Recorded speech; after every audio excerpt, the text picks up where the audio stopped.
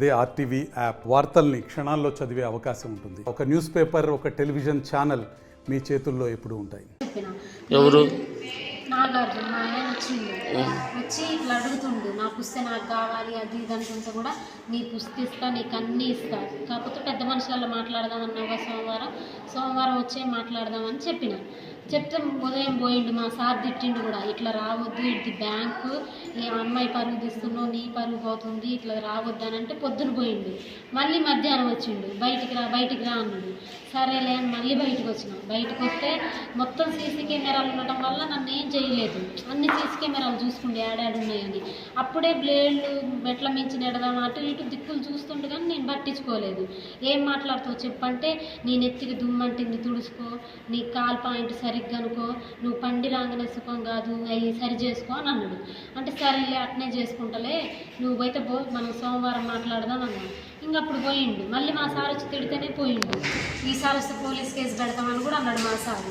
అయితే పెట్టుకో, నా నెంబర్ ఇస్తా, నా ఊరు ఇస్తా, నా పేరు ఇస్తా అని పోయి మళ్ళీ సాయంత్రం వచ్చింది ఇంటికి.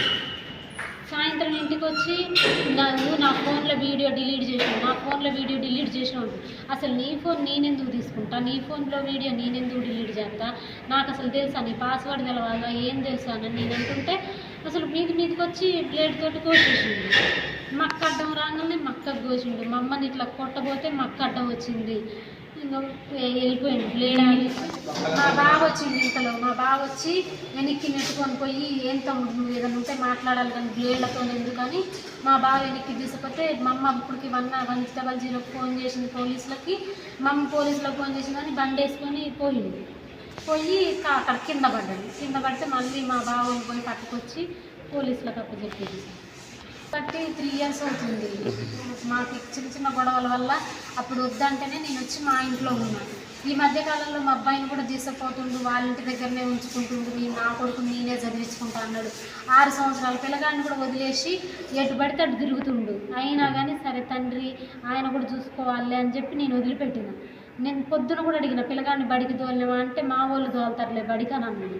నువ్వు ఆయన బడికి తోలితే మరి నువ్వెందుకు, మరి నా కాడ వదిలిపెడితే నేను తోలుకుంటాగా, ఇంటోళ్ళ కాడ ఎందుకు వదిలిపెట్టాలని అడిగితే నేను నీకు ఇయ్యను, నీకు అవసరం లేదు, నాకు రక్తపాతం కావాలి, నిన్ను చంపేస్తా, మిమ్మల్ని చంపేస్తా, మిక్కని చంపేస్తా, ఒక్కళ్ళని చంపిన అదే కేసు, 7గురిని చంపిన అదే కేసు, ముందే మా లాయర్లతో బెయిల్ తీసుకొని మరీ మిమ్మల్ని చంపేస్తా, పోలీస్ స్టేషన్లోకి అట్లా పోయి ఇట్లా వస్తా, చూస్తావా అనుకుంటా పోయింది. నాగలక్ష్మి వాళ్ళ అక్కని అయితే మా ఇంటికి కూడా అప్పుడప్పుడు వస్తాడు. వచ్చి ఇప్పుడు గొడవైన దగ్గర నుంచి మళ్ళీ డైవర్స్కి కూడా వేసిండు. మధ్యలో డైవర్స్కి వేసి మా ఇంటికి వచ్చి కూడా చెప్పిండు, వదినా నాకు డైవర్స్ అయినా అన్నాడు. మీ చెల్లె సంతకం పెట్టట్లేదు, ఇంక సంతకం పెడితే డైవర్స్ అయినట్టే అన్నాడు. ఒక 2-3 నెలల క్రితం వచ్చి పెద్ద కత్తి తీసుకొని వచ్చిండు. ఆ రోజే ఈ కత్తి ఎందుకు నాగార్జున, నువ్వు మాట్లాడేది ఉంటే మాట్లాడాలి కానీ అనగానే అదే చంపనేని చంపాలి, 7గురిని చంపినా అదే కేసు, ఒక్కరిని చంపినా అదే కేసు అయ్యాలా అని పోయిండు. ఆ రోజు వెళ్ళిపోయిండు. ఆ రోజు మా అత్తయ్య కూడా వచ్చింది, ఆమె కూడా మాట్లాడింది, వెళ్ళిపోయిండు. వద్దు కొడక మీరు కలిసి ఉండాలి కానీ ఇదంతా ఏందని అన్నది. ఆ రోజు వెళ్ళిపోయిండు. మళ్ళీ నిన్న కూడా వచ్చిండు మా ఇంటికి. నిన్నొచ్చి పిల్లగాడి బట్టలు తీసుకొని రావని మీ చెల్లిని మీ ఇంటి దగ్గరనే పెట్టమనాలంటే పెడతానులే తీసపోదులే అన్నాం. ఇప్పుడు బాబుని కూడా తీసపోయిండని నిన్న ఫోన్ చేస్తే కూడా నేను ఫోన్లో ఏం మాట్లాడుతున్నాడు, మీకు ఇది తెలుసా, అసలుకి మీ చెల్లి ఎవరు నుంచుకుందో తెలుసా నీకు, ఆమె సర్వారంలో ఒకరు నుంచుకుంది, బ్యాతోల్లో ఒకరు నుంచుకుంది, బ్యాంకులో ఒకరి కాడ బంతుంది, మీ తల తీసేయబోతుంది, మీకు తెలుసా అన్నాడు.